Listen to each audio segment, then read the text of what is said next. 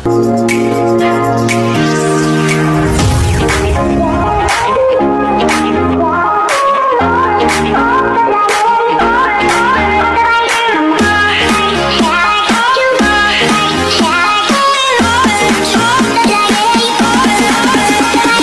guys, I'm Malaguchi Smakers TV. Welcome to my vlog, cooking lesson.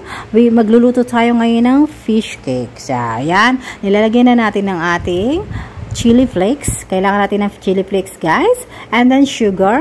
Syempre, 1 teaspoon of sugar. Depende sa inyo. 2 teaspoon or whatever. Kung mananghangan kayo, basta't nasa inyo yan. And then, kailangan natin ng garlic. Minced garlic. So, ayan. Nakikita na naman ang ating ginagawa ngayon. For today, kailangan natin ng soy sauce. So, depende lang po sa paggamit ng soy sauce kung gusto nyo mas maalat. Kung gusto mo ano.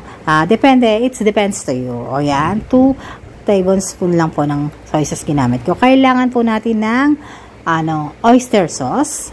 Yan, tinatak-tak-tak-tak-tak-tak natin siya kasi wala na siya laman. Sayang, nautin niyo siya, guys. Napakamahal ang oyster sauce ngayon. Kailangan natin ng black pepper. Ayan. And then, haluhin nyo lang siya. So, papakita ko sa inyo. Kailangan pa rin natin ng corn syrup. Any syrup, kailangan ng corn syrup, apple syrup. May matamis po yan. So, ayan. Depende rin po sa inyo kung anong gusto nyo. Kung talagang sweet na sweet, kailangan. So, 3 ang ginawa ko. So, ayan. Haluhin na natin. Medyo hindi nyo nakikita siya. Kailangan natin iharap sa camera para makita ng texture niya. Ayan. So, hirap na hirap pa rin po tayo sa camera natin. Napakahirap talaga. Alam ng mga vlogger niyan. Yung kung ikaw ang nagkakamera sa sarili mo, gusto mo ipakita yung best mo, pero napaka-best is not enough. So, ayan. Nagkakagulo ang aking camera for that. So, bear me for that. Magpasensya nyo na po ako. So, ayan guys. Ayan ang ating main ingredients. Fish cake, and then ang hiniwang sibuyas. White onion po gagamitin nyo ha, kasi yun pong white onion is mas prepared po siya dito. So, binuksan ko na ang ating kawali. Ayan, kawali kalan. Ayan. So, ayan, kailangan natin ng chili oil. Any kind of chili oil, yung mga ginagamit nyo dyan, pwede nyo ilagay yan. Ayan, ilagay nyo yan. And then, lagyan nyo ng sesame oil. Nahihirapan pa yun. Sesame oil, ayan, yan. Kailangan po yan mag-combination, ha. Tandaan nyo, sesame oil and chili oil.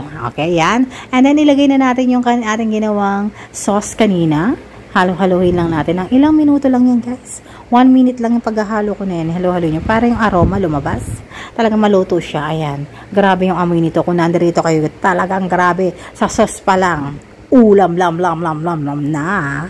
And then, syempre, after that, guys, ilagay na natin ang ating main ingredients. Walang iba, kundi ang fish cake. I-cut nyo lang siya ng ganyan. Any portion kung anong cut na gusto nyo, walang problema. Basta't makat nyo siya. And then, lagyan nyo siya ng onion. Ayan, sinasabi ko sa inyo. And then, spread natin siya buo.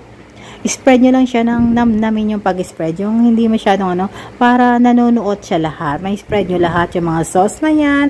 Dahan-dahan lang po tayo sa pagluluto. Hindi po yung bara-bara. Cooking with love. For your loved ones. Yun po ang natin, guys. Ayan, mahinang fire lang po dapat. Hindi po mataas. Kasi po pag mataas, masusunog po siya agad. Hindi po maluluto yung ating fish cake. So, ayan, ilagay-lagay na po na natin ang ating leek. Why leek? Lagi nyo nakikita sa aking vlog is nagluluto ako ng may leek. Kasi masarap po yung aroma, yung texture niya, yung po ng leek.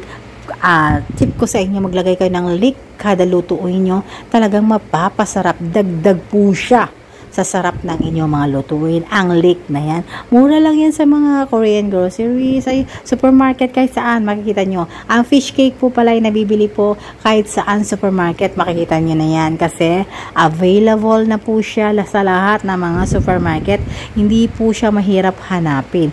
Palapad po yan, nakikita nyo siya, palapad na parang papel. Ayan. So, masarap po siya. Fish cake po siya. Gawa siya sa fish. Kaya fish cake. So, ayan na po ang finished product natin. Ayan, napakabanayad. Ilang minuto lang po ay maluluto na natin siya. Easy step. Kapag bumili ka po nito, napakamahal. Pagluto na. 50 pesos, 60 pesos, 100 pesos. So, pag gumawa ka lang, hindi ka ubus ng 100, guys. Promise. And then, budburan nyo po ng sesame seed. Kung wala kayong sesame seed, it's okay lang. Pero itong sesame seed, mas maganda. Kompleto siya, masarap siya. So, malalasahan mo talaga yung sesame seed na crunchy. So, it's it's tasting time na tayo guys. Tapos na tayo. Ayan. Iti-taste na po ni Malaguya. Napakainit po niyan yung amoy niya. Pero matakaw tayo guys. Kaya nanlaki ang ating mata dyan. Napakasarap niya talaga guys. So, thank you so much for watching my vlog.